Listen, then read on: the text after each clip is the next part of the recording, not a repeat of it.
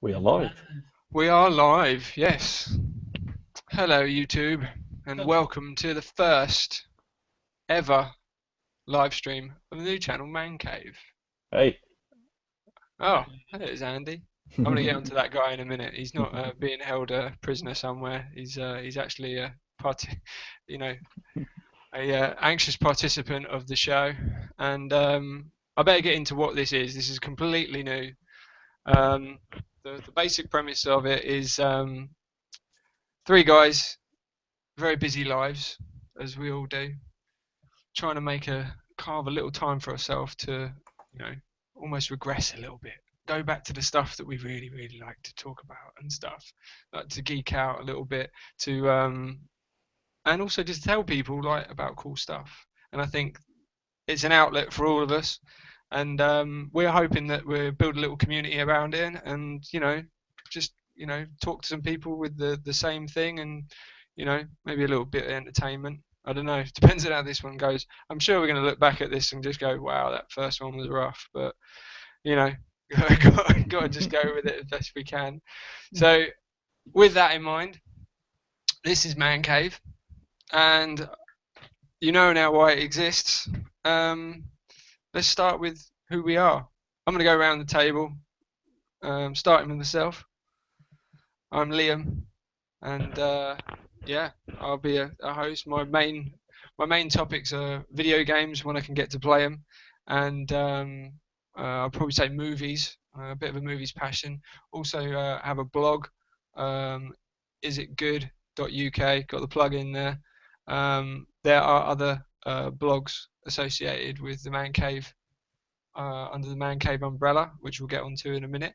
But it's just a little bit of an outlet to, if you see something cool, then blogging about it seems like a good outlet to do that through. So that's me, and hopefully over the course of however long we do this, get to know me a little bit better. Next on, I want to go over to Andy. Hello, I'm Andy. I am also an enjoyer of movies, comic books, a little bit of video gaming as well here and there when I can fit it in. Obviously, pretty busy as well, so fitting in video games can be a little bit tough from time to time. But get around to that when I can. Um, Other than that, I don't have a blog personally. I'm the exception to the rule at the moment. I have just Oh, started one, but I he may have one haven't soon. settled on the name yet. Thought of a name. We had a Yeah, really good name originally. You remember? yeah, Yeah. yeah. That I was think I'm going to go back. I think I'm going to go back to Frank and Palmer, but haven't settled on that yet. But Palmer's my surname. it's a bit close to Frank and Beans. Yeah,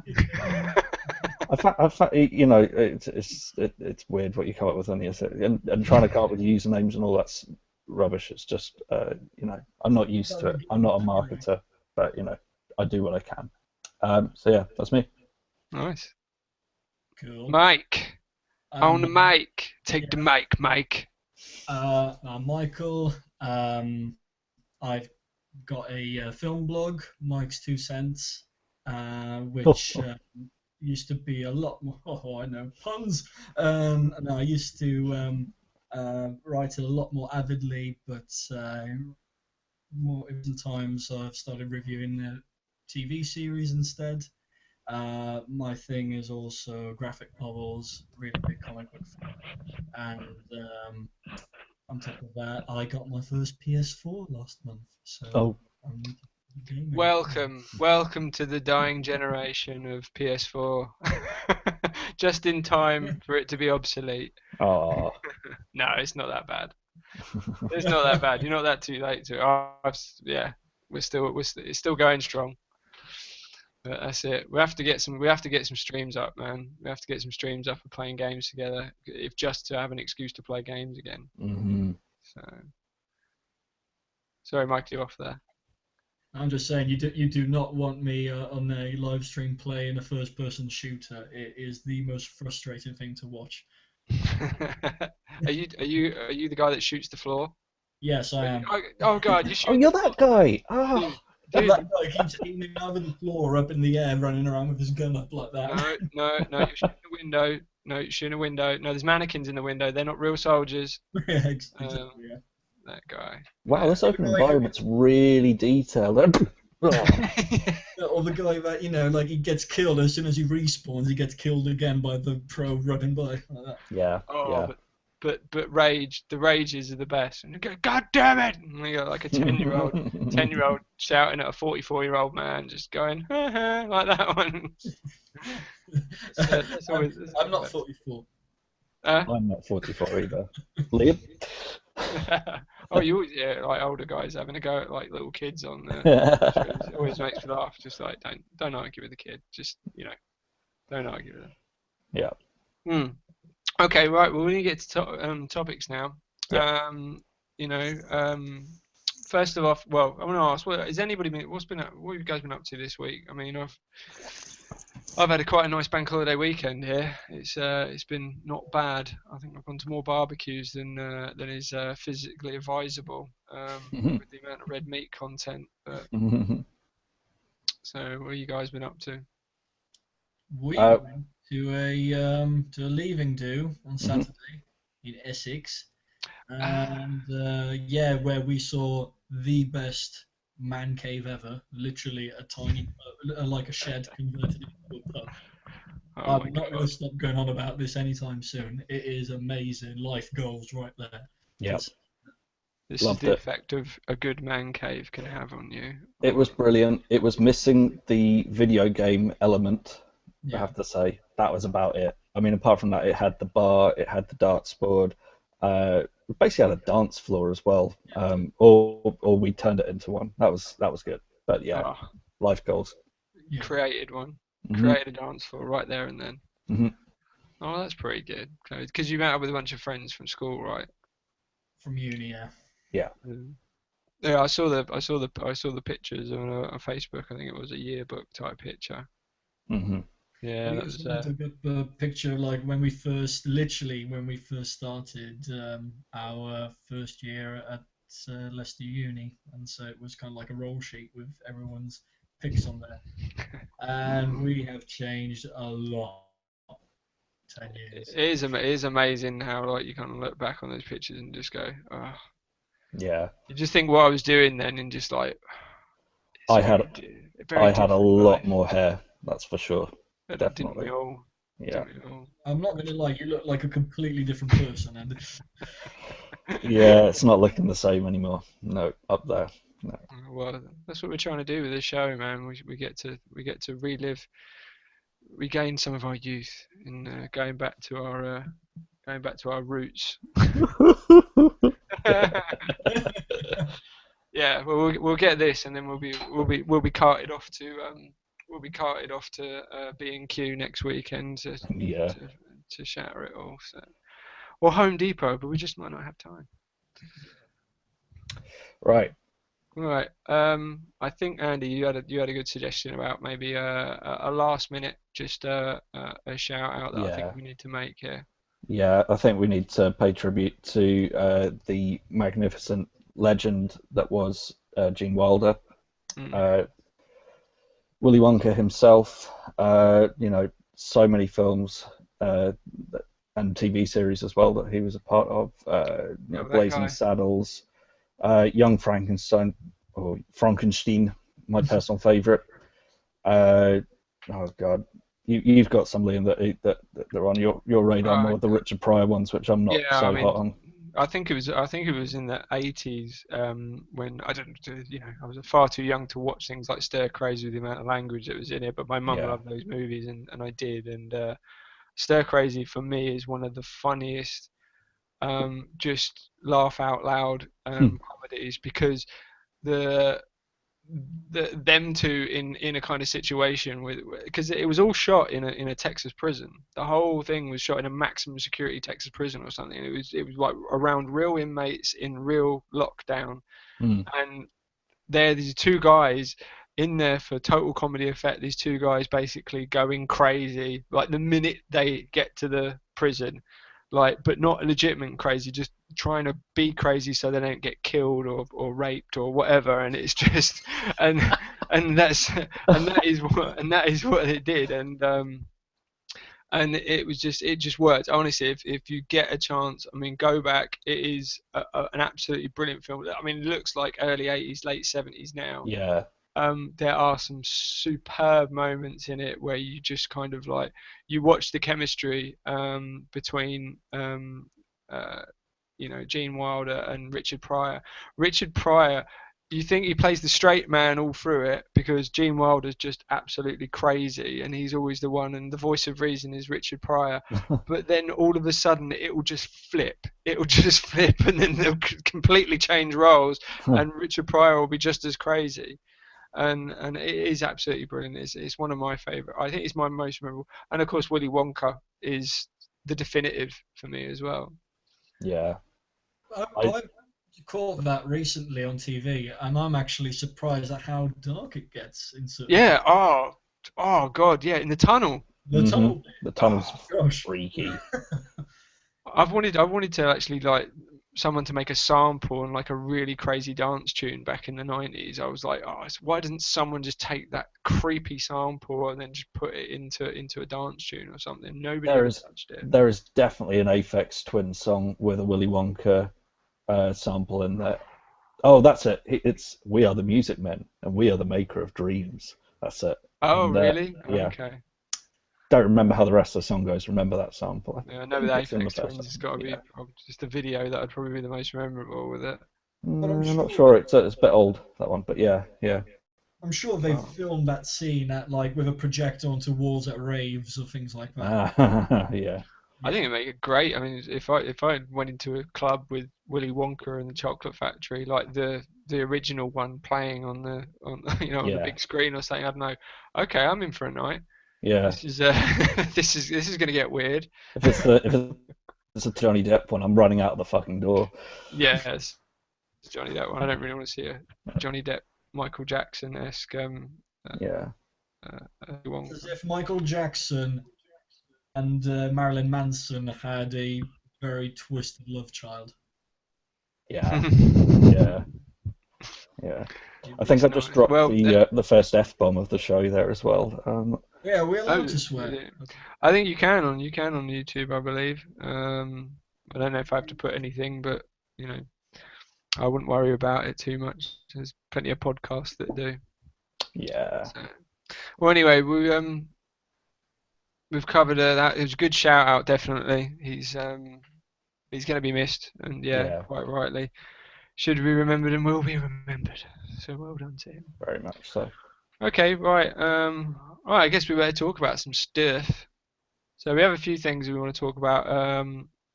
I haven't got the tags in yet. I will when I post the video. But in the description, I've kind of put some links in the description as well, which should guide people to various reviews and stuff. I want to start off on isitgood.uk. That's isitgood.uk, which is my blog. I've done a review for Tarzan, The Legend of Tarzan. Okay, The Legend of the new movie. I watched it the other day. Not bad. I was very what's the word? Surprised. Because when I actually originally saw it, oh god, another reboot. Here we go, another reboot. Let's get on the reboot train. Let's reboot something. The Legend of Tarzan. Yeah. Let's get on the reboot train and see what happens. But was pleasantly surprised. But normally when they start, it's almost like I mentioned this on the review as well. There seems to be a format when you've got a new franchise to start, or a new property, or a new IP, or something like that to actually start. Then okay, right, you got to hit the origin story. How did this person become the person that he is? Yeah. That happened with the original 1980s movie Greystoke. Have you guys seen Greystoke? I've not. You have not? No, okay. no. That's with Chris Lambert from Highlander. Okay. And he played Tarzan in a very gritty, adaptation of the Lord Greystoke character. So it wasn't actually referred to as Tarzan, and it was. I mean, it's Chris Lambert, like completely, like going jungle, and and I thought, are they going to just retell that? But no, what they chose to do, refreshingly, was tell a new story, a Legend of Tarzan news story, but then just kind of sprinkle in a little bit origin story. So it was mainly a vehicle to actually have two films in one. And I quite like the way they did that because, like, straight from the beginning, it was kind of like, you're Tarzan. This is Samuel Jackson doing that. You're Tarzan. Tarzan from the books, from the, noted great adventures. You're a great Tarzan person and all this kind of stuff. Yes, I am. And then they carry on with the story of Tarzan, which I thought was brilliant. I don't like, being handheld all the way through an origin story when I kind of like, I already know it. So yeah, that was really good. So that was a good choice. The writers and the director chose to do it. The actual direction as well was very fast paced. The CGI let it down in places, I feel, a little bit. There was a certain amount of CGI in there. One particular, there was a bit with when they were walking through trees, and I was just like, oh my god, this looks like they've superimposed Rent-A-Ghost over the top of some trees or something like that. It was a real kind of, I don't know. It didn't look right. It kind of was screaming green screen all over it. But then there was other things with like CGI animals and stuff like that that were really, really impressive. And of course the apes that they interact with, really good. There was some fight scenes in there, which I thought was brilliant. Physically, Alexander Skarsgård, I thought I said that right, was very impressive. He played a good Tarzan. He was kind of like silent but deadly. Not much in the way of dialogue from him, and they never really explained why he had a Swedish accent. But maybe everybody in the Congo has one. I don't know. So yeah, that was it. And then very surprisingly, you had two. We had Samuel Jackson straight from the beginning, but then you had very two surprising, which was Margot Robbie, who's in everything. Yes, and I was like, oh, I got Margot Robbie, okay. And Christoph Waltz, the definitive bad guy. One of my favourite bad guys in like nearly every film. You're on a knife edge watching that guy. It's kind of like watching a Javier Bardem in No Country for Old Men. It's like, what is this crazy person going to do? And Christoph Waltz is very much like that in every scene, and I think the interactions that he has with Margot Robbie work really well. So there's something to really watch. But all in all, I would say go see it. There are some violent parts in it, so for really young children, you might kind of like want to view it first. But all in all, you want just a fun trip to the cinema. I would say, yeah, definitely. For some summer movie, even get an on-demand rental. It's worth a watch. It's not going to have you turn it off halfway through, which I do that with a lot of films. I do that with a lot of films at the moment. Like, why did I watch this? And that was it. But yeah, it's well worth watching. It is well worth watching. Good. Cool. Okay, so yeah, that's my first review. I think this is our first one. I think I'm gonna switch it up between people, just so that people don't get bored, in between.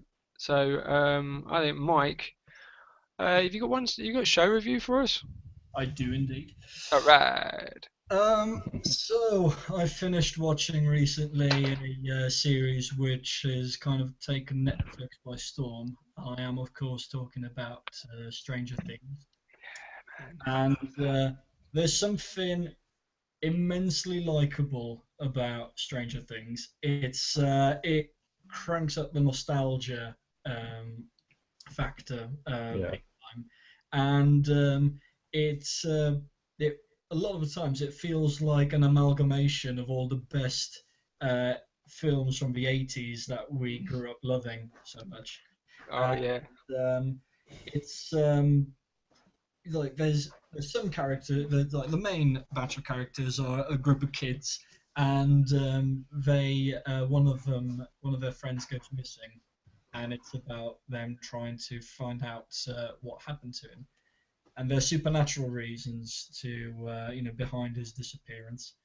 And but we're having these four kids growing up in sort of like rural USA. I think it's set in Indiana, and they're constantly armed with walkie-talkies and on their bikes, and going off on these adventures.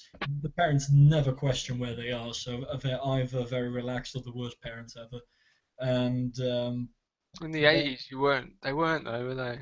We used to disappear. I used to disappear for like days, like for a whole day.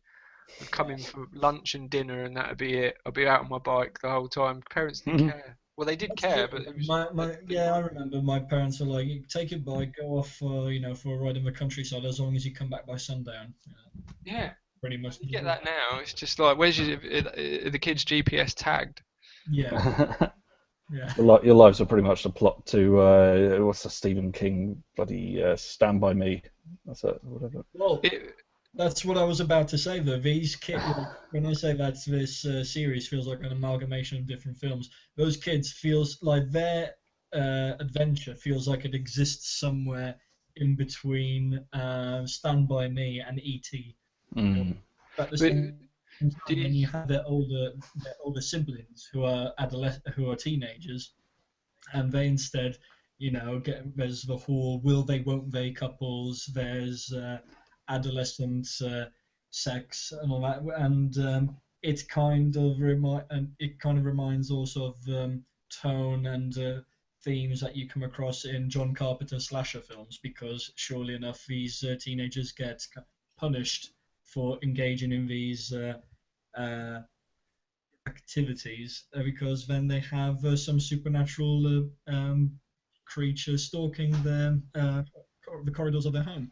yeah. And So we got to make sure we don't get any spoilers for anybody that oh, Yeah, that might want to watch it. We can't try and keep spoiler free. yeah. What you said was interesting about the kid, the way that you actually said about, because I finished watching this last night. yeah, I was trying to decide, is it a story about the event that's going on, or is it a story about the kids?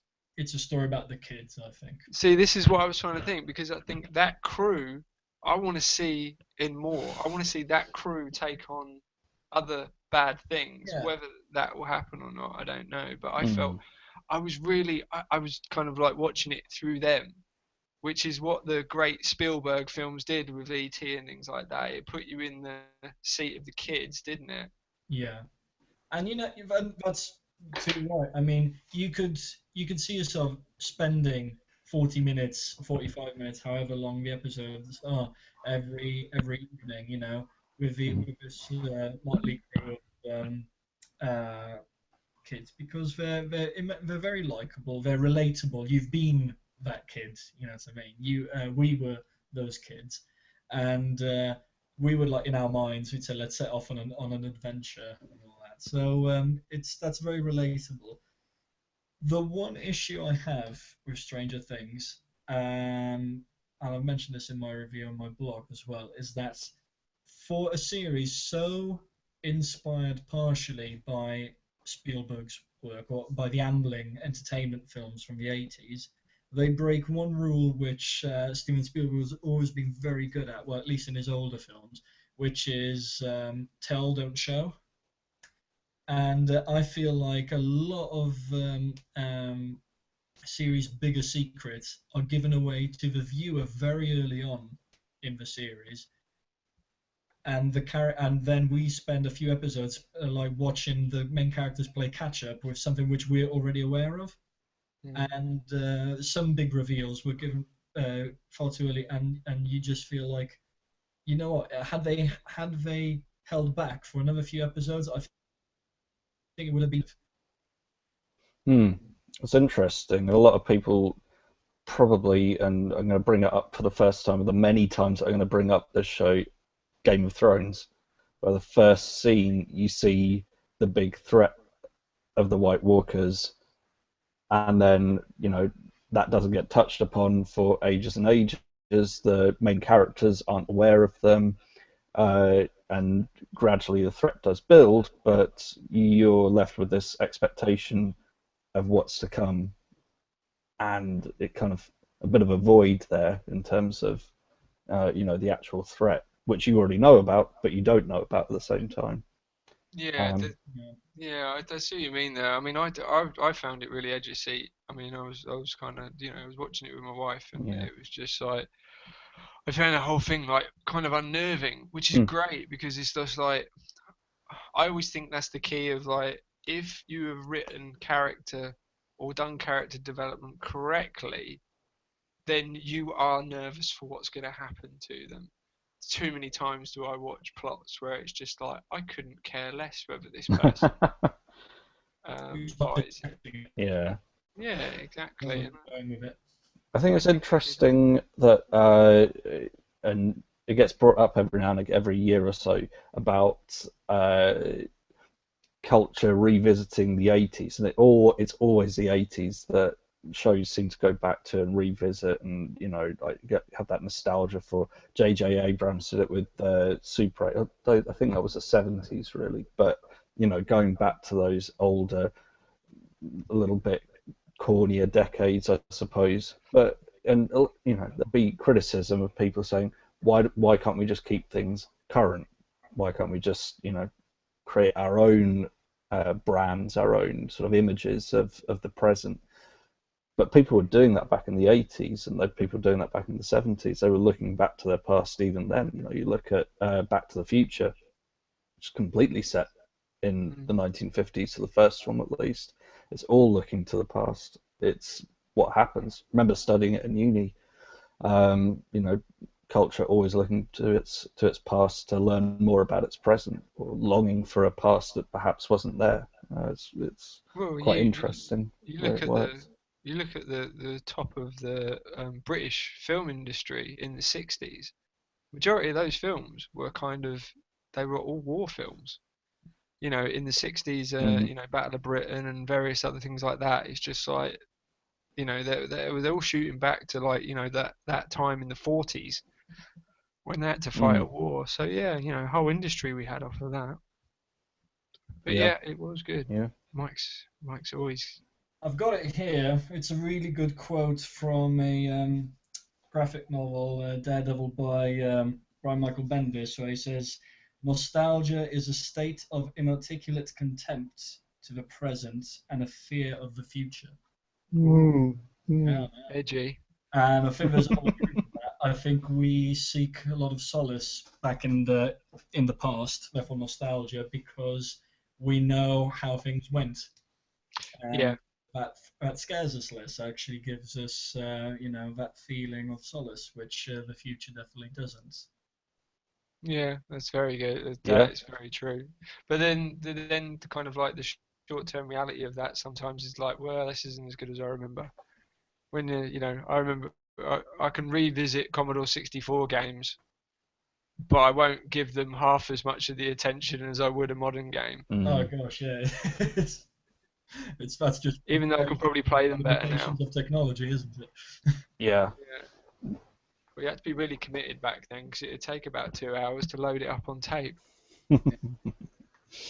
I had There's a tape also, game. but going back to Stranger Things, there is also another thing about it. But this is not an issue specifically with that show, but I think with a lot of shows these days. Um, I feel like it was brilliant overall, despite its shortcomings. I think it's definitely one of the best top five series I've seen this year so far.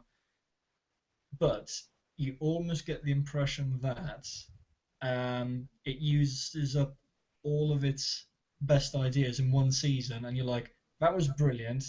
Are they going to be able to replicate this for another season, let alone another five? Yeah, see, Yeah. this is what I thought. I thought that is Stranger Things kind of a brand, where they're just going to keep rolling out different scenarios from different points in time. And that shouldn't be the case, I think. It shouldn't. Is that it? Well, but or do they take the kind of one or two constants out of this, such as maybe the sheriff or something like that, and kind of like put them in a different situation, like, you know, in another place, another town where something weird's going on, because he's kind of, you know, I don't know. There's a couple of ways, but I mean, we can't really go into endings and things like that without doing it. I've actually, I know that Lainey said, "Oh, are you going to talk about Stranger Things on this?" And I was like, "Yeah, but we're having a review and everything like that. Oh, you're going to talk about an ending? I want to know about this and I want to know about that." And I said, "We'll have to do another. We'll have to do something else. If people want to see that, then, you know, by all means, put it in the comments below. If you'd like to see a kind of discussion further about that, then you know, we might be able to sort something out. We'll have to put disclaimers all over it saying spoilers. As long as you've seen the finale, then Caps. you know, yeah, this big caps. It's that spoiler." You know, and then if people want to see it, that's good, because I hate clicking on something and it's going, "Oh, I didn't know that." Yeah. And you know. Yeah, it's usually most of my messages that I have with Mike. Yeah. I always think we're on the same wavelength. So I say, "Oh my God, did you see that?" And then after you go, "I haven't seen it yet." Damn it. Well, I mean, I haven't seen Stranger Things.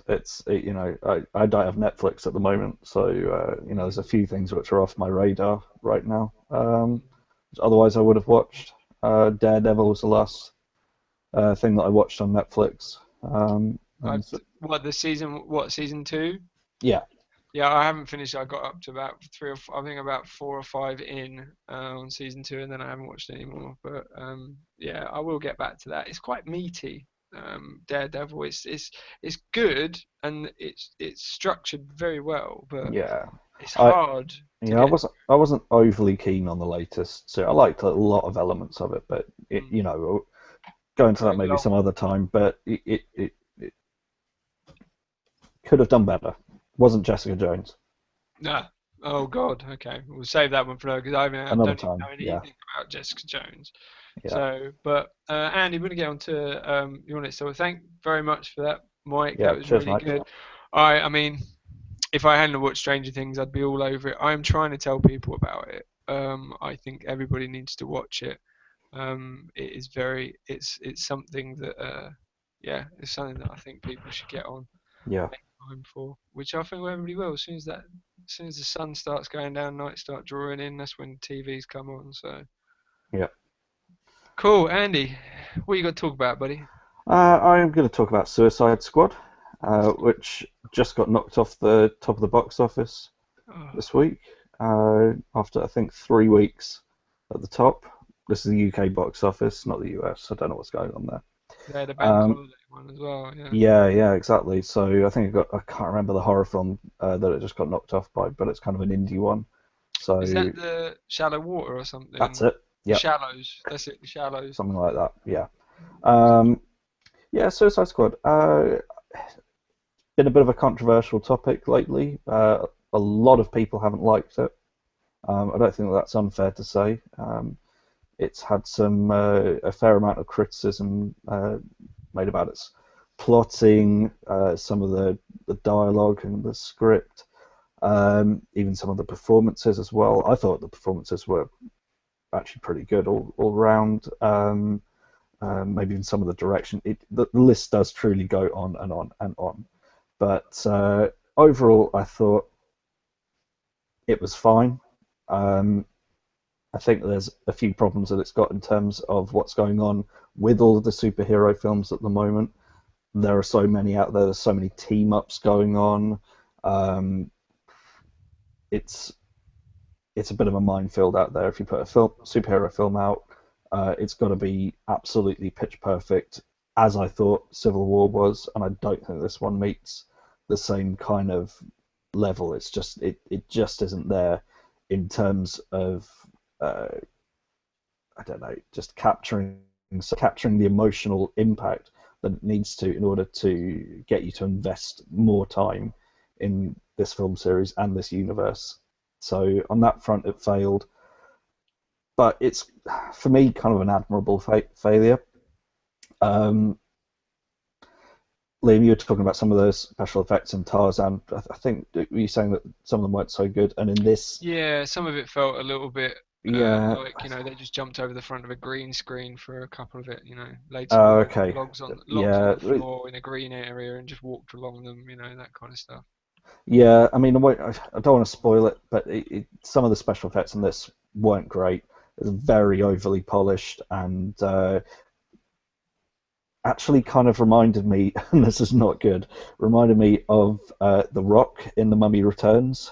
Oh Um, God, Man I was watched that the other talking. day. Oh no. Gosh. when you guys watch it, you'll know what which bit of the film I'm referring to, but I'm not going to say any more than that. There is a scene where you're just going, oh no, no, no, no, no, no, no, But how can the I don't WB let know. that I don't like this. happen? How can the no. WB like have such a kind of like, they're really trying to build like a Marvel-esque, mm, film franchise, and they've already messed up with Batman versus Superman, yeah. and and the latest Batmans and the latest Superman, Well, I think. yeah. I So mean, really, they should have thrown money at this. it's not to do with money. I don't think. Money's involved, but I think that a big problem that they've got is that it's built by the studios, it's built by committee, and in film, yeah, that's can be helpful sometimes. But I think you need that Kevin Feige figure, that pretty much dictator figure within your studio setup, or the producers, that guy who's leading the direction. Josh Someone, Whedon or someone. yeah, almost. Although Joss Whedon, I think, was the director for hire really for the Marvel films. Yeah. You need, and I think that they're getting that with Jeff Jones at the moment. Mm. I think he's going to be coming on board a lot more than perhaps Zack Snyder is. And I think that's going to be might be good for them. I don't know. I'm gonna be Um, honest. I mean, Zack Snyder. I mean, Watchmen was okay, but it wasn't yeah, mind blowing. no, And Superman as well. I thought. yeah, but filmmaking isn't a democracy. It can't be. You need that figure at the top who has the vision, who has is driving everything forward. You need that CEO figure at the top of this. The And at the rumor, moment, it doesn't feel like the DC films have that. the rumor I heard, which is, and when I heard this, I found it seriously worrying, is that Suicide Squad, when they leaked the teaser trailer from Comic Con last year, Mm. that was extremely well received.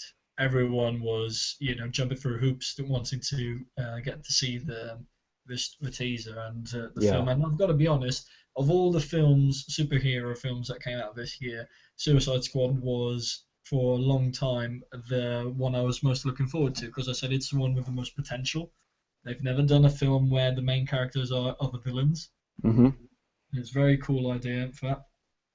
Um, then, somewhere along the way, the execs at Warner Brothers weren't happy with what the director David Ayer was putting together, so they got in touch with the marketing department that put together that teaser trailer and wanted them to make their of the film because the Really? teaser trailer was so well received. Hmm. And that Okay. is seriously worrying That's yeah. because trailers, the filmmakers have nothing to do with the trailers when they go into Nope. when the trailers go up online or into cinemas. That's a marketing slash advertising department. Yeah. It's not members of the creative team behind the film, See that. so it's really worrying. It reeks of desperation. Yeah. That's the first time I've actually heard that, and that Yeah. makes so much sense now for a certain amount of movies. I don't know if you remember Drive. I got Yes. sucked in to a movie I thought I was going to go see by the trailer, and then kind of put into a movie that was. I think because I had this different perception of it, I probably didn't give it as much chance, and the people around me all thought it was going to be a very different film. Hmm. What I actually see it being now is very kind of American noir look, Yeah, extremely violent. I mean, yeah, that yeah. director, I think I've watched his other movie like God Have Them or something like that, which is incredibly gory. Only God Forgives, I think, isn't it? Only Yeah. God Forgives, that is, which is just mental. I mean, it's a mental film. It's almost like kind of like Japanese cinema. And yeah, I found that real disconnect between the two. I never realised. So I always thought that trailers were cut by directors. No, They're not, no. never. It's a completely different department. Really? You saw That's that with the new Star Trek film, and a lot of people didn't like the trailer for that, and there's a bit of an online reaction as there is to everything. And Simon Pegg basically had to come out and say, we didn't have anything to do with that trailer. I wasn't particularly happy with it either. But the film is completely different. It's its own animal and has nothing to do with the trailer, really. Well, it does, because obviously it's got scenes from the film. But you know what I mean. It's its own beast, so to speak. But the last Star Trek, the trailer was like nearly the whole first 10 minutes of the movie, wasn't it? Yeah. You remember it? Well, I'm not saying that this is a perfect theory for The everything. Into Darkness Yeah. one, yeah. Yeah. So they didn't go with any market on that one. No. Oh, that's a shame. So you're saying so? What are you saying? I mean, go into it with an open mind. I mean, I will watch it. I don't know whether I'll make it to the cinema. I might just wait because I'm not a You, massive DC fan as it you've got to is. go into it with an open mind, and I think you've got to go into the Joker performance as well, and you've got to look at that with an open mind as well, and just look at it in terms of they're trying to do something different. Mm, I haven't really paid that much attention to a lot of the chat online. What Jared Leto's saying about, oh, he hasn't. I thought there was going to be more scenes in the film. Felt like I was tricked into getting into the production. I mean, whatever. He's a fine part in the film. He's got quite a bit of impact in there. Maybe not as much as you would expect. He's not a lead villain. Spoiler. mm, So which I was half expecting him to be. mm. It's an interesting film, and I think I'll leave it there. So otherwise we're going to be running out of time. Yeah, without going to. I mean, yeah. I mean, you'd say go give it a chance then, Yep. definitely. And if you're a DC, I mean, would you feel more if if you were a DC fan, if you're a mad DC fan, and this is a must film, then is Yeah. that what you're saying? Yeah, absolutely. Okay. You've got. I like DC comics, but I'm not totally up on their complete back catalogue of villains and heroes and all the rest of it. Yeah, I know quite a lot, but not enough. Not as much as some people. And they will get a lot out of this, I think. But see, I mean, I've said to you before, I think that I've not been impressed with the live action films, but I tell you what, the original animated films that DC have been producing the last couple of years, I love them. I think they're brilliant. They've got some of them have got a darker edge than I've ever seen those characters have. And I've suggested actually putting some content up about them because I just think they're great. I think that it's just as good as opening a comic book really because the stories are, they're Yeah, interesting and yeah, they seem to be no holds barred as well, yeah. which I think is a really nice touch. Cool. Yeah. Cool. All right Right. then. Well, Moving on. yeah, moving on. We're doing all right. We're doing okay. Like I said I'll probably I got to play a new game. New game. Got to play a new game this weekend. Titanfall 2. Titanfall 2. You run around, you shoot people, and now and again you get to jump in a massive mech and run around and shoot people. But do Titans fall? Titans do fall. They fall hard. Good. They fall, they explode, they punch the shit out of each other, which I thought was quite cool. And it was good. Yeah, I mean, it was a test weekend for the PS4.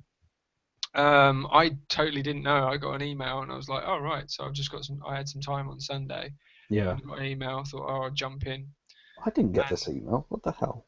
yeah, it's weird. I've done a few beta tests, so maybe that's why I get emails for these things. I just got they sent me an email to get like 30% off of a season pass for Battlefront as well, which I took, and I'll be walking around the Death Star when that's released. See, they've seen that they can milk you for everything that they possibly can. So Wow, yeah, that's obviously what it is. I'm a sucker for I'm a sucker for a bit of nostalgia. yeah, I'm too afraid of the future. So it's well, anyway, the Titanfall. So yeah, I've not played the original because it was only on Xbox. I've never owned an Xbox. And went into it. It took me a while to actually get to know how to control everything and what all the different buttons did and everything. But after about maybe an hour, I was like, yeah, okay, I can get into this. So it's just multiplayer maps. That's all it seems to be. There is a single player area. There is a single player campaign as well. I don't know what it consists of because the full game's not out. This is by no means a full review or anything like that because it's unfair to the developers and everything because this is just a test. This is a technical test weekend. yep. From my point of view, from that, it's just like they're pretty ready, even though they're at technical test. I mean, if they're not even at beta stage, then they're pretty ready. The game looks almost done. I only had like maybe one crash out of like 2.5 hours of play. The coolest things that you could have got with it, though, I mean, you take out a few pilots. You start learning the things. You've got a grapple hook. The grapple hook is so much fun. The grapple hook is like hook. I mean, one of the best moves I did in the whole game was I jumped out of my mech. When you jump out of your mech, it continues to operate with AI, so it continues attacking. Jumped out of my mech followed me. I ran around the side of another enemy mech. I grappled onto the back while he was fighting my mech. Took out his power core. Took that out of his body. Then ran back to my mech. Got into my mech. Powered up my mech with his power core, and then blew the shit out of him. It was so cool. I was like, this is not bad at all. Other things you did is like when you've got pilots that try and jump, because you can jump on mechs and you can ride them if they're your own, or you can actually take out power cores. Then once you take out a power core, if you jump on it again, then he puts in a grenade down your power core unit and blows up the mech. So the real star of this is not the mechs, it's the pilots. It's these are kind of just advanced tanks that you jump in to actually kill more people. Nice. The particular game I was playing was called Bounty, which means that what you have to do is you stack money. The more pilots you kill, the more mechs you kill, the more bonuses you get. The more grunts and AI you kill, you get more bonuses. That all stacks into cash, and then if you die, you lose some of that cash, but if you keep it until you can deposit in these banks that are scattered around the area, then your team get more and more money, and it's the team with the most money. It was a really interesting idea, and I must admit, I popped in Modern Warfare or Advanced Warfare, the one before last, I think. Yeah, it looked kind of similar to that in a way. That was my initial, yeah, a lot smooth. I think a bit smoother and a more faster gameplay, more fluid. I've been playing the thing, and it's great playing with all the new advanced toys, kind of like smart grenades and all this kind of stuff. But it's just Call of Duty at the end of the day. It's still I still go through the normal motion. So I still think that the original Modern Warfare was still the most varied campaign that I've ever played, and nothing really comes near it for story building and actual execution, I think, on that one. But yeah, Titanfall 2, I don't know. I mean, I don't know whether when it comes out, I would actually give it a look for like the £45 to £60 mark or whatever it is, £50 or £60. It just seems like there are other games that might be coming out which might, be more worth that kind of ticket price to get in. Can I suggest one in a minute? What, for that one? Well, no, I mean when I go onto my book. Oh yeah. Well, you've got some games. I do. Yeah. But the Titanfall, yeah. I mean, I'm not too sure. whether it's got the legs. There was a huge drop out with Titanfall 1, like a huge drop off. Like after the first couple of months of the original Titanfall, it was just like, right, seeing all this, and then everybody dropped off of it. So, the take up wasn't very good on it. So I'm hoping they've got more in this one. I think it's October 28th it's released. Okay. I'm sure there will be a beta and maybe even alpha testing out before then.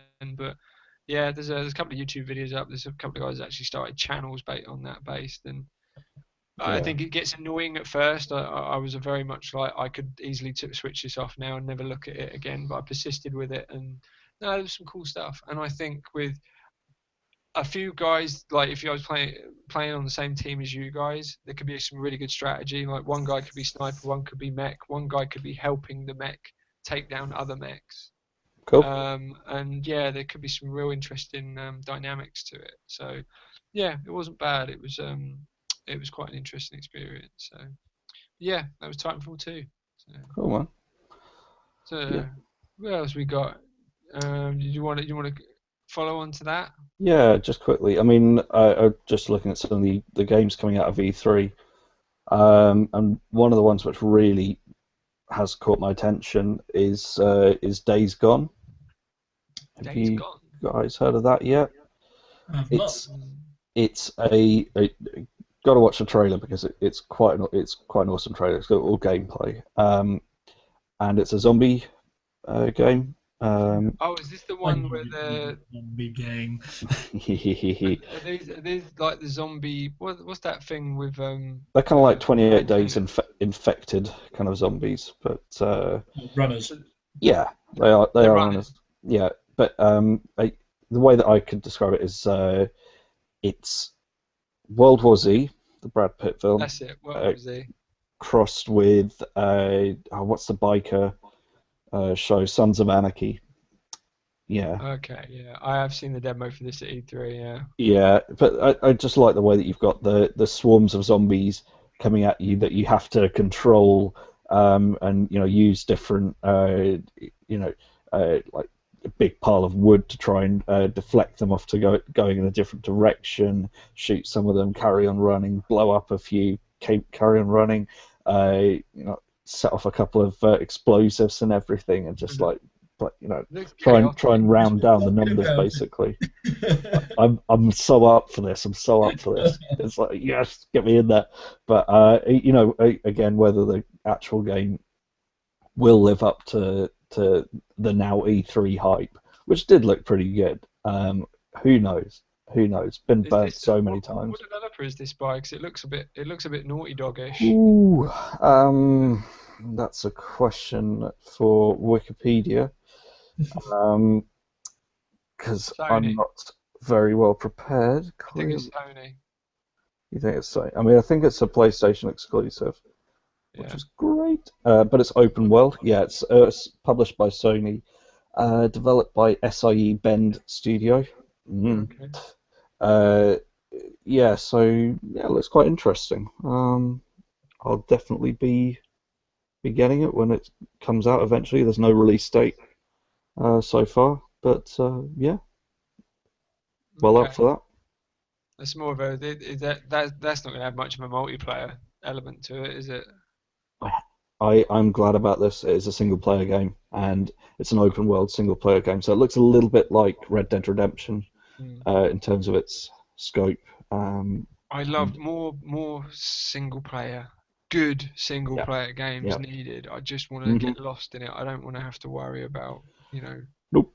good enough to compete What's more online. important to you, multiplayer or immersive stories? Immersive story. Immersive story every Yeah, time. Yeah, good. Glad we're on the same page.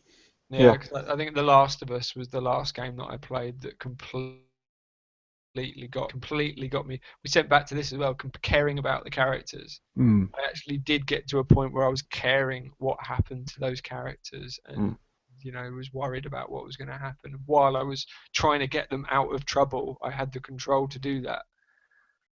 Yeah, it was a very good game, I think, and yeah, more in-depth story. Yeah. But What I loved about our Empire magazine said when they were doing their roundup of best films of 2013, and one editor said the best film I saw in 2013 wasn't even a film, and he was talking about Last of Us, saying Oh, was he? Yeah. it had such a cinematic scope and feel to it, and the characters were so layered and so well Yeah. written that by the end of it, he genuinely cared about the relationship between these two characters. And I'm quite a sucker for, how can I say, for surrogate father-daughter or surrogate mother-son and whatever stories, because I think they're the ones which really tug at the heartstrings. Yeah, I think so. It was good. I mean, I haven't played the DLC to it. I'd probably like to, but I kind of had my fill at the end of it. I didn't go back and play it on hard or anything Still like haven't that. done the DLC yet. I've got it, and I just need to get around to doing that. Yeah. I feel like I need to play the game again before I go into the DLC, though, because I think I'll just get eaten alive otherwise. Do you know what? I don't even think I played it on PS4. I played it on PS3. Yeah, same here. PS4 version's very good. Is it? Yeah. Yeah, because when PS4 Very first smooth. came out, there was a hell of a lot of just redos, or what were they calling them? Oh, they're still doing it. It's just Remastered or HD versions HD versions, yeah. which basically means we did nothing but polished it a bit. Yeah, it's now 720. Apparently. Put some Windex on it. Pretty much, yeah. That's what they do with Suicide Squad. Yeah, pretty much. It should, yeah. Yeah. There you go. That's better. Yeah. It literally looks like the special effects were just like they got some olive oil and just like went. Gosh. As the cameraman's heavy breathing watching Margot Robbie. Oh dear. Yeah. Steaming it up. Mm. Cool. She was she went to school with one of my mates from Australia. It's very odd when he told us. My wife keeps going on about, oh, she's done really well. She was in Neighbours or Home and Away or something. Every Australian actor has to go through Neighbours. It's a rite of passage if they want to make it in Hollywood. Every single one has been in it. Yeah, she did well. I think she's quite good as well. She's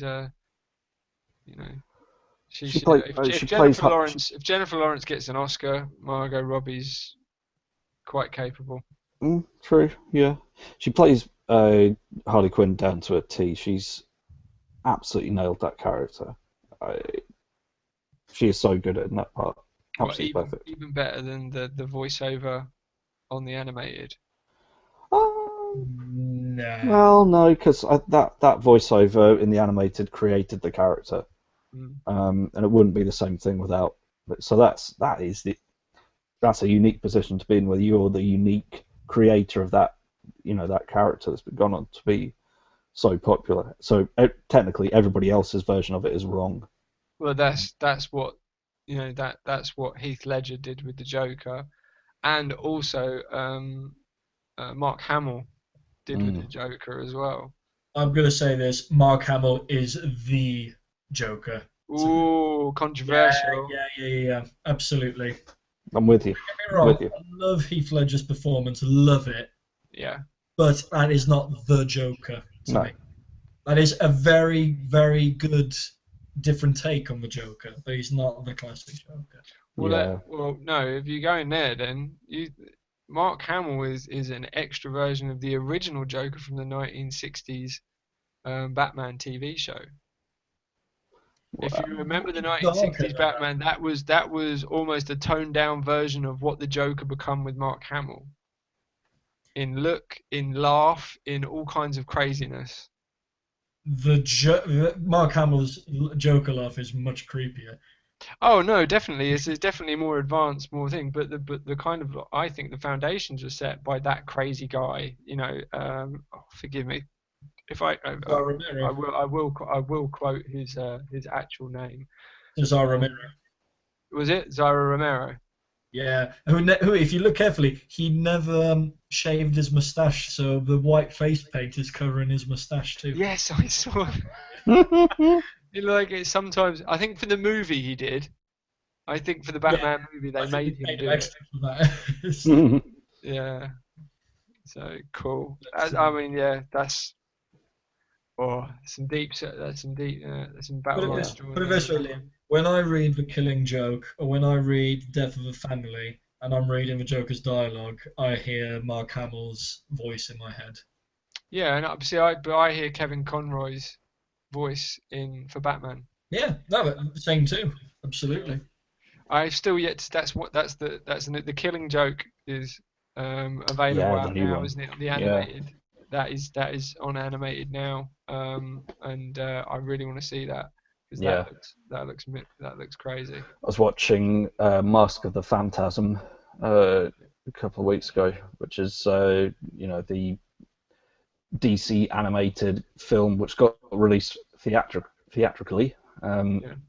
I'm not sure why, to be honest, because it's still just a TV Mm. movie at the end of the day, but it is a brilliant one. It's such a good version of a Batman tale. Mm. Absolutely fantastic. Well, that's on Amazon Video. I wonder if I could get that on Prime. It is on Prime, yeah, It is. Oh, I've got Prime yeah, for a month. I've got yeah. some. I've got Watch unlimited with watch it. that definitely. It's only about an hour or something, hour and a quarter. Sweet, sweet. Yeah. I'm doing cool, Mike. Yes. Do you want to hear some We got stuff some about more. some We got comic? some more stuff. We're Right. an hour in. We're looking good, by the way, guys. Yeah. We're cool. Okay. Right. So I'm quite the big comic book nut, as is Andy, and very big Marvel geek. But I'm trying to distance myself a bit from Marvel and DC right now, and trying to explore other graphic novels out there. And I've come across three really brilliant ones, some which have been out for a while, others which are fairly new. One of them is DMZ or DMZ, depending on which side of the pond you're watching this. Um, so let's go with DMZ because DMZ doesn't sound right. It's published by Vertigo. It was published by Vertigo and it ran between 2005 2012, and it's basically a post-apocalyptic story in which America is torn apart by a second civil war, and there are two factions. You've got the USA and you've got the FSA, which is the free states of America, and it is heavily implied that the secession happened after 9/11, and what happens is Manhattan becomes a demilitarized zone between the USA, which is on the Brooklyn side, Mm. and the FSA, which is on New Jersey side. And Manhattan is the titular DMZ, demilitarized zone, and we experience the whole story through the eyes of a intern reporter who gets dropped into Manhattan, and Manhattan is pretty much it's an all-out war zone, and it's about him trying to survive in these very difficult conditions. And it's unsurprisingly, it's a parable of sort of like the war on terror, and it's a critique about how the media portrays these conflicts in the Middle East, and this is hinted at in the parts of the story when the main character Matt Roth, when he comes across characters who live in devastated Greenwich Village or devastated sort of like downtown Manhattan, they say we don't care about the politics, we just live here, you know. Mm. Yeah. And it sends quite a powerful message, and it basically shows what it would feel like if a conflict of that type was brought to our recognizable shores in that sense. So I highly recommend that one. I only read the first volume, but it was more than enough. Definitely worth reading. Yeah, published by Vertigo and written by Brian Wood. The other graphic novel I've been reading, so as Andy recently, is Sex Criminals. Does pretty much what it says on the tin. It's published by Image, and it's an ongoing series. It was written by Matt Fraction, who's a brilliant writer. He's done some really good work on Marvel as well, and illustrated brilliantly by Chip Zdarsky. Yeah, that's his pronunciation. Right, it's imagine something like Interesting cover. Yeah. Immediately the cover just goes, whoa, this looks like one of my mum's 60s albums on vinyl that I've got in the next room. Um, right. This is the thing about sex criminals. It's definitely X-rated, Okay, so it's and not very for the youngsters. and it's very funny, but it's never crass or vulgar. It's written. It walks a very fine line because the first volume takes like almost three quarters. Actually, no, over three quarters to set up the characters. Like the premise is that there's this woman, Suze, who, since a very tender age, when she experiences her first orgasm, she realizes she can stop time whenever that happens. And Doesn't every woman wish that would happen? well, I wouldn't know. Then she finally, after living with this condition, which is at times amusing, at times hilarious, but other times very scary and sometimes even sad and lonely. She comes across a man a young guy who's got the same ability, and they finally fall in love. And a lot of the first volume is about it. It takes its time to depict these two characters as very believable, relatable people, Yeah. and and it's very witty as well. So it feels like you're watching a slightly how can I say, like a sci-fi version of a 40-year-old virgin or Knocked Up, one of those kind of films. Yeah. Um, It's got very. I think the image that I've got up here is of a kind of a pretty naked woman holding a gun in one hand and a whip in the other. Oh yeah, It's that's quite graphic. that'd be a spoiler to explain who they are, I think. Oh right. Yeah, but it's a very I interesting love story. the book that's actually covering her. well, there's a reason for that. Okay. Yeah, it's explained. No, it's because when these two characters meet and they realize they can stop time, they say, well, have you ever thought about what we could do? And because she's a really big book lover, and she realizes more and more libraries are being, going out of business, basically, are being shut down.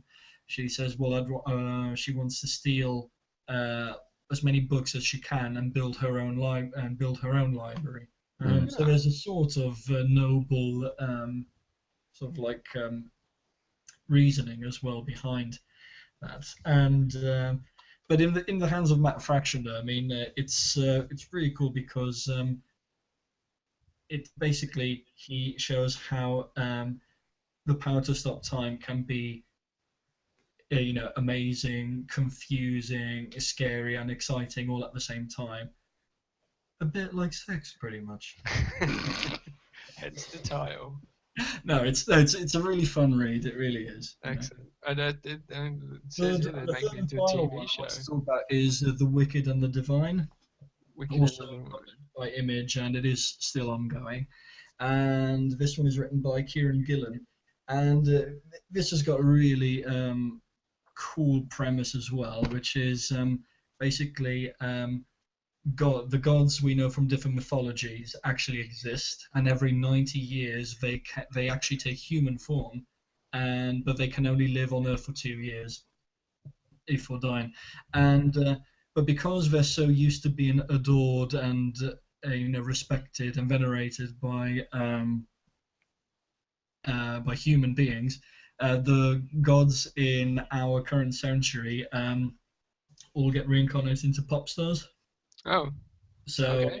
because they're used to the attention and the and the adulation that, so you can see it's actually less about sort of like it's kind of like a metaphor about how obsessed we are with celebrities these days, especially in some world of pop music, and a lot of the characters that appear in the book are stylized to resemble famous pop stars.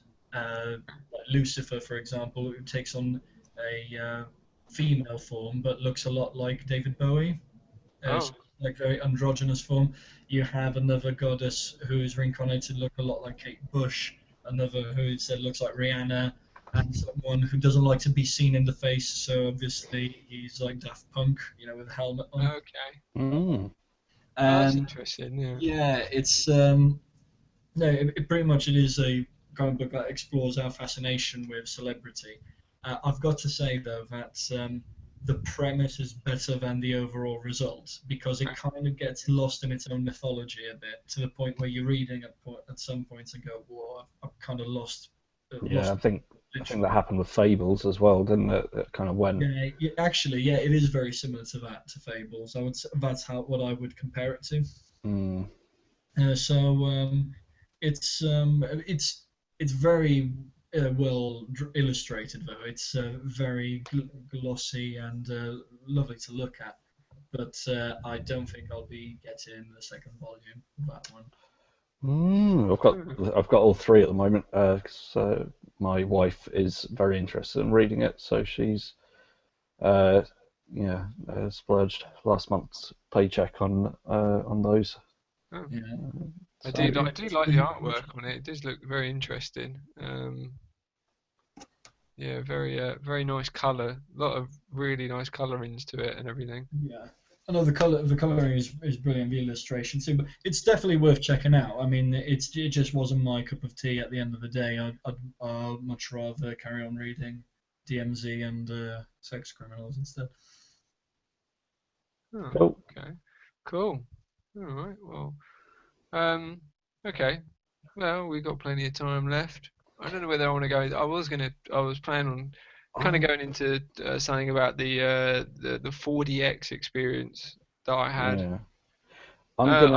I don't know whether I think I'm just going to quickly just cover it as to 4DX. If you don't know, is the new cinema experience. It's like a D box. I mean, a lot of people in America probably have already had this experience. It's starting to filter out into towns and out, into counties in the UK, and a lot of people don't know about it because it's quite a new thing, and if you've ever been to Universal Studios and you've been to either Shrek 4D or Oh yeah, have you been to that one?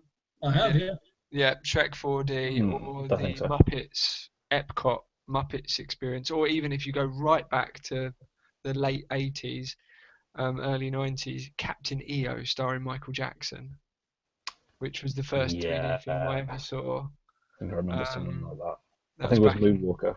that was I no, saw. that was back in 89 was Captain EO. It was one of the most expensive movies ever made. It was made for Disney, and it was just specifically to be shown in the Oh. Epcot theme park. And it was a proper 3D, like a proper 3D, like the first time I actually put 3D Mm, glasses on and had mm. something rotate in front of me. And then there was kind of, there was lights and smoke and lights and all this kind of stuff going on in there. So, but yeah, anyway, so the 4DX, very much along that. Um, I don't want to spoil it too much because if you're gonna go see it, I would say yes, go see it. I won't. The biggest part of it was kind of sitting in the apparatus and kind of knowing what was going to happen, but then being surprised when things did happen, various things, and I don't want to kind of let the cat out of the bag in all that. If you suffer from motion sickness, probably wouldn't suggest it. Or if you're pregnant or or infirmed, then I don't think it's for you. Quite a few people. There was some older people in the audience that just like that. I think they got about 15 minutes in, like, right, I'm off, like that one, and they walked straight out. It is quite gyrating, and yeah, you do get a lot of senses. There's some really clever things to do with it. I actually went to see. There's a review of it on Is It Good as well. I went to actually see Star Trek, the latest Star Trek. Now the film, I've already got a review of the film on there as well. It's okay. It's not anything to write home about. But for 4DX, experiencing a 4DX, I don't think there's any better film that would showcase that experience than something like a Star Trek movie. You got flight, you got wind in your face, you got kind of even certain like environments you felt that you were in. Just a little bit of action, and they've got it in Suicide Squad, and I just don't, other than things blowing up, I don't really see how it would engage you with an experience like that. But I would think for the right movie, and I think you have to really be selective about what movie you actually see, what movie is going to be immersive enough and varied enough with the type of with the type of environments and things like that would do it justice. So yeah, I would say select your movie wisely with it, but it is something I would actually go see again. One major downside I wish they would get rid of the 3D. Yeah. I see absolutely no benefit in the 3D whatsoever. Half of the scenes aren't even in 3D. I would love to just be able to take the glasses off and actually watch it in full color, but I have to watch it with sunglasses on. And for the dark scenes, some of it I couldn't see what the hell was going on. Mhm. And that's my whole thing with 3D. I can't stand watching it with sunglasses on. I just I take them off quite often because I just don't want to. I'll Yeah. always go for the 2D because Don't I'm even- not really. Don't even bother with it anymore. No, I just don't. But the thing is with these new things, is I want to experience the 40X. Definitely, I think it's well worth going again. But I just don't want to watch it in 3D. I just think that until 3D gets to a level where I don't need to wear sunglasses to watch it, or even why don't they just lighten the film up? Why don't they overcompensate for the brightness issue? I think they do try to. I heard something about this a while ago, and they still can't, or something like that. It just doesn't work properly. It saturates all of the colors, or something like that. It doesn't work. No, I'm gonna say though, there are two films that I've watched in 3D, and I said you have to see these in 3D, and that is Avatar and Gravity. Oh, okay. I think I saw Gravity in 3D. But these two films as well, it needs to be pointed out, they were filmed in 3D. They didn't get a 3D post-conversion. Yeah. Which is usually those are the films which give 3D a terrible name. Yeah. Because and somebody explained it. I don't remember which director it was, but he said 3D in post conversion is all about making objects jump out at you, like that. Whereas if you film in 3D instead, it's the opposite effect. It kind of goes in. So it's almost as if you're the viewer, and you feel like if you look at the room in 3D, it feels like you could actually reach into the scene, and that is really good. And I remember then going to see. It must have been James Cameron because I remember then noticing that when I went to see Avatar, and I did realise that, oh wow, gosh, he's right. And the same thing with Gravity, because Alfonso Cuarón definitely filmed that in 3D, and there were some parts when she's when she's floating through the spaceship, which I thought I actually feel like I'm going in with her right now. Yeah. I think Avatar. You're right with Avatar as well. I think when I first got a 3D TV, which is kind of old hat now, the first thing you do is you hit that halfway through Avatar when you've got those things falling down from the sky, and that's kind of like that's the standard for a full 3D movie. Things like Avatar, when you take away that, I've had discussions with friends where I said where I've defended Avatar and they kind of hate on it because they say it's a Dances with Wolves / It is. It is Dances with Wolves and Pocahontas. It really is, but as a viewing experience in the cinema, it's brilliant though. I think, and that's the same for Gravity. I said, I've never watched Avatar again on my TV or things like that because I said I know it's not going to have the same effect as when I saw it in 3D on a huge screen. Yeah. You need it. That's a viewing experience, not a film to me.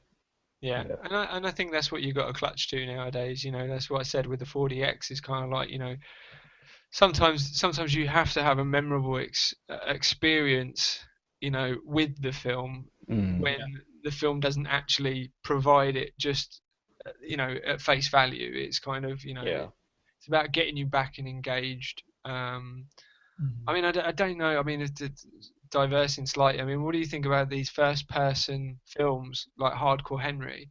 Have you seen this? Oh gosh, no, I've see that. I think apart from the fact that I think that film started as a YouTube video, Yeah, which is brilliant because it lasts 9 minutes, you know, and then you have Hardcore Henry, where actually you wonder whether the person filming, whoever filmed this film, actually gets how the human body works, because when they say, "Do you understand?" and he shakes his head, and the camera kind of moves like that, and if you actually shake your head, your eyes stay fixed on something, so it's not like your eyes I'm move trying it now. around.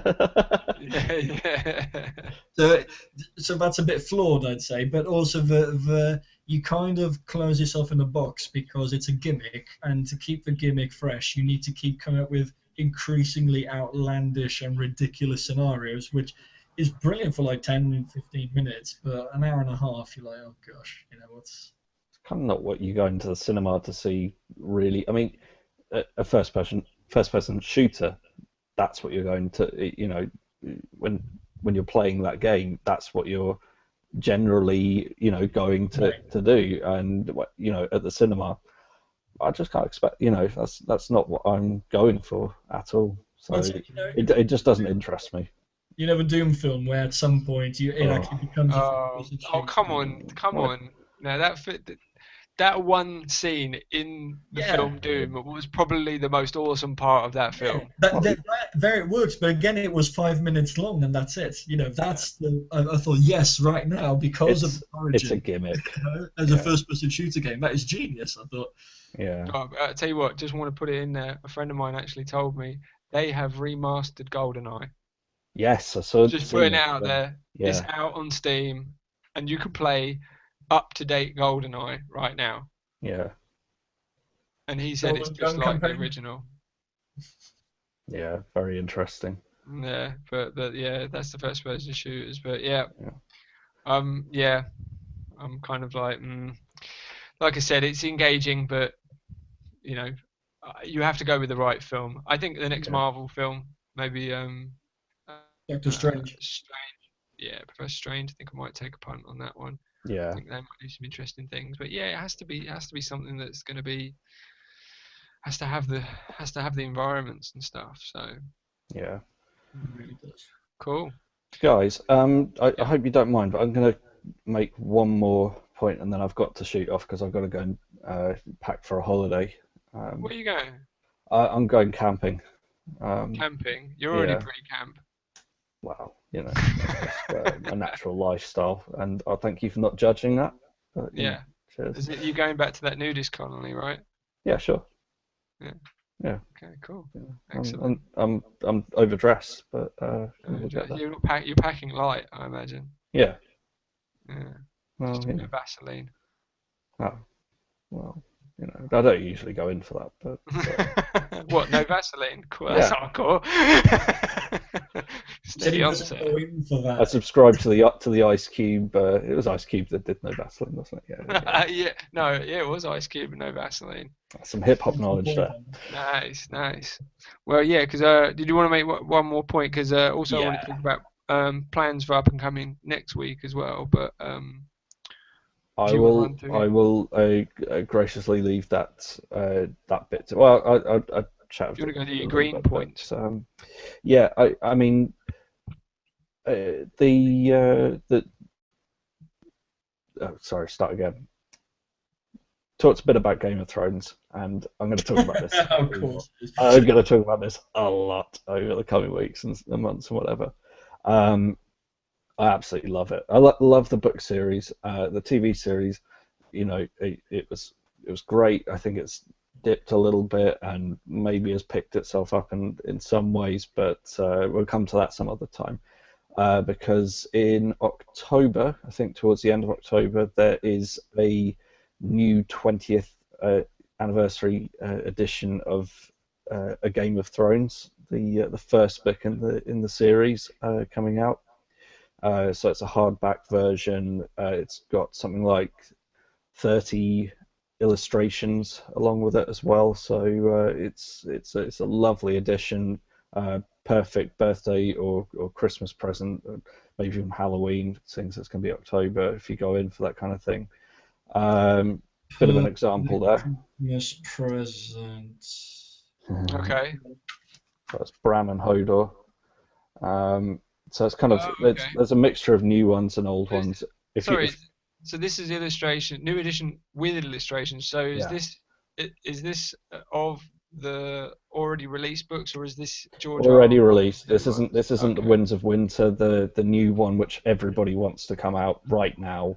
Yeah, I know, because Um, he's kind of fallen behind on those ones, isn't he? yeah, a little bit, a little bit. Me and Michael have a little joke about this every now and again. He was late picking me up the other day, so I called him the George R. R. Martin of taxi drivers. Well, he took the money first though, right? Yeah, Indeed. yeah, he took the advance. He took the advance. But yeah, I love that book series. You know, some people aren't so keen on the last two books that came out, but yeah, I absolutely love each and every one of them, like they were my children. Oh, Yeah. So Wow. yeah, we will talk about this more, I'm sure, because I know that you guys really, really love Game of Thrones, especially Michael. I was actually hoping we would start a podcast where we don't have to talk about Game of Thrones because everyone else talks about it. Alas. about everything. Well, I mean, yeah, I think we're gonna have to get onto it. I mean, if people want to listen, if people want to talk about Game of Thrones, then all they need to do is leave comments and stuff like that. Yeah, And, honestly, send us mails about it. I'm not going to bring it up unless there's something to talk about. And Oh, I mean, we've got the new season coming out in April, and I know it's a feature in our household week yeah, to week when yeah, it comes on. I must admit, I did think the last season was a bunch of fillers, and I could have probably watched like maybe 4 episodes yeah, at the beginning and it's end, and getting I a would bit have been happy. unwieldy at the moment. And I don't think the new series is going to be out in April, actually. Oh no, No, because I think December, they're moving the filming schedule to winter, because obviously it's going to be because winter winter's in the coming storyline, because or winter's there. winter's there.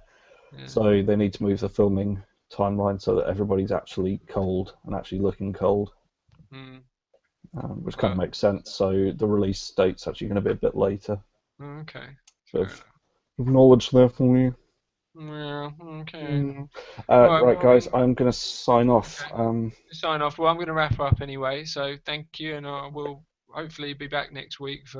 for more you one thing. shenanigans. I'm going to chat a bit with Mike now and just talk about some other bits. Cool. All right. Well, bye bye, Thank you, mate. YouTube. It's been fun, and Have a nice evening. hopefully see you on the next one. See you guys. Cheers, mate. Bye. Bye. And he's out. And now he's gone. We can talk about him. No. Right. So, Game of Thrones. No. Yeah, we've got. We're actually running bang on, Mike. We are very tight. We're at 127 at the moment. That is pretty tight to our 90 minutes. Yeah, We've covered I'm a lot. impressed. I'm impressed as well. That's very unusual to actually go with our chats almost on time. Now we've got some coming up. Well, I was going to talk about plans for coming up. What we want to do. A lot of it does depend on. Obviously, I'm going to publish this after. I'm going to publish this live stream, and then we're going to try and live stream every week as much as we can. If we have any ideas about content, such as we want to stream games, this, that, like that, we are novices in this, so we're gonna, I'm gonna do my best to kind of learn how to stream video games, stuff like that, and just all kind of like get on. I think a really good stream would be maybe get you and Andy in Battlefront and try and teach you how to get ahead in Battlefront quickly. Because I think I've put a lot of hours into it now. Yeah. And I must admit, if I'd actually done certain things differently, I probably would have gone up a lot quicker than I have. But yeah, those kind of things. Andy mentioned about the Comic Con in October as well. Yep. In London. Could be something. Probably have to film it on our phones. I don't know whether with selfie sticks or something, but might produce. If we get to a point where we get free passes to comic book conventions, that will already be a life goal achieved. Well, that would. to be honest, if I if I get 20 people watching, I think that'd be good. But Watch YouTube. watch YouTube. Yeah, we've got to kind of like work out different ways to do it. But yeah, so up and coming comics as well that Andy was going to mention as well was All Star Batman, Justice League Rebirth. Those things to look at. Yeah. I'll probably watch Suicide Squad, and there's a couple of movies now that kind of like the autumn's kind of hit us. I think the movie schedule should calm down a little bit, and now we should start getting into the next couple of months, the Oscar seasons, and it's quite exciting because I always try and watch every single nomination for the Oscars, Same here. and then guess the lineup. And I got I think 6 out of 7 of the top awards last time. I got which I was quite happy. I got all 5 or 6 main ones, I believe. Really? Yeah, I did. But only because my family was out of the country for a week, Right. and I just literally went every day. Yes. And on the weekend, I went 4 times. So Saturday, Sunday, I went to see 4 different films like that. That was. I think it was a very good. It was a very good year for film last year. I thought there was particularly. I'm looking forward to what comes out of this Oscar season coming up. I think one of my favorites was Room. I thought Room was a very good film. I thought it was a kind of on the edge, and then it was almost. I mean, it was very indie shot as well. But I thought it was a real good effort.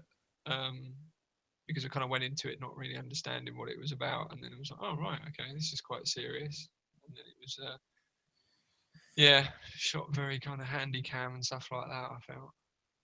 But the next podcast, I've got other TV series reviews that I've got in the pipeline. Mm-hmm. Watching The Get Down right now on The Netflix. Get Down. Yeah. I've just finished Billions as well. Right. I've seen your review for Billions. Yeah. Yeah, you have a review on Mike's 2 cents of that. I don't know, but you want to go through? Well, like I said, we're at 90. Do you want to save them for next time when we get? I'm saying like I'll keep them for next week at this point. Yeah. Okay. Cool. But like I said, if people want to actually like check out either of our blogs, it's only myself and Michael that actually have the blogs. They are down in the description below. I've actually right down there. Please do like them. Please join them. There is a Twitter page on mine as well if you want to join that as well, and that's pretty good. It's just our way to. I always describe. I mean, Mike's is a lot better written than mine, I think, and I think he's a lot better at it. Mine's kind of graffiti with punctuation.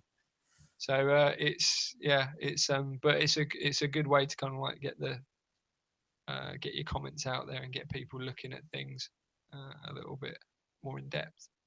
So cool. All right, we're going to wrap up there. Yep. Thank you very much for joining me today, Michael. I think we've had a good sesh today. I think we had a good sesh. Andy left us, but we carried on. So this will be up very soon. Until next week. Thank you very much. And good night. Good night.